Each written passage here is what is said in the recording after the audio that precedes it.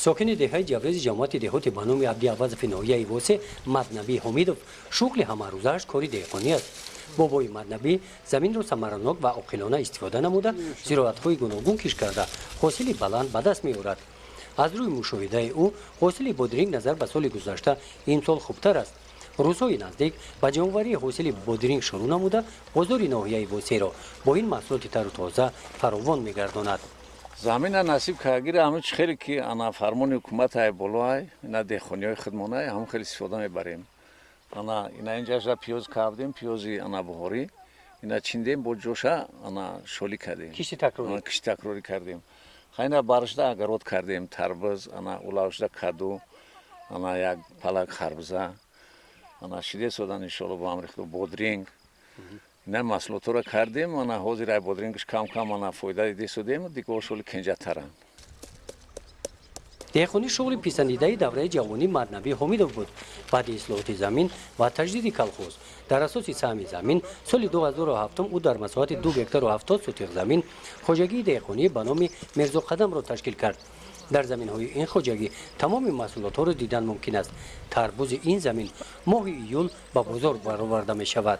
هم دهقان وقت کش کرد مثلا وقت کار کرد همشه حاصل بلند به دست میاره ان شاء الله.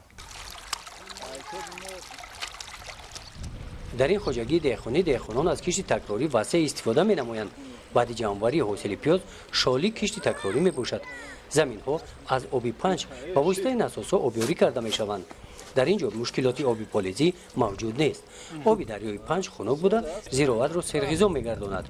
خواجگیداران از کشت سبزی امسال حاصل خوب گرفتند. حاصل کشت کارتوشکا هم بد نیست. کشت تکراری آخه فایده میرسونه هم میخری هم سودا میکنی خواجگی دهقانی تا رسونه یک انا پولش استفاده میبری سلارکا میخری تراکتور میاری انا کار میفرمونی انا خیلی فایدهش بسیار کشت تکراری خوبیش همه کی میکنی مثلا انا میخری زندگی تا پیش میبری با وقتش کش میکنی حاصلی بلند حاصلی خوب میگیری ان شاء الله. شغلی اندک نرخش قیمت تر برینجا بعد فایده میبینی مهنت میکنن خیلی بچه‌ها اینا کم کم انا عذاب هم میکشن در گرمی با فایدهش هم میبینن. از زمین خمون تا 2 بار اگر حرکت کنی ممکن است 3 بار ممکن است حرکت کنی راحت‌تر مثال هم 2 بارش هم خوب کنی میشه. با کشت تکراری در نصیب باشه انا مش میکنیم نه 50 ساعتش مونده نصیب باشه مش میکنیم. در خواجگی دهقانی به نام میرزا قدم پخته زراعتی اساسی می باشد. نشونمای نیالهای پخته این خواجگی نظر به دیگر خواجگی های در دهه جوریز بوده خوبتر است.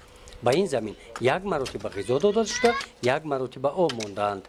زمین برای ما حتما این وظیفه اولین درجه می بود باشد یا اینکه تامین نفقه هر روزه خانواده خوب این چنین تامین کردن با محصولات تیپ بازاری از حساب درآمد زمینش خیلی که ما در پیش گفتیم مستفاد پدرمون حج روی کردیم یا اینکه دیگر کمبودی‌های زندگی رو ما برطرف کردیم.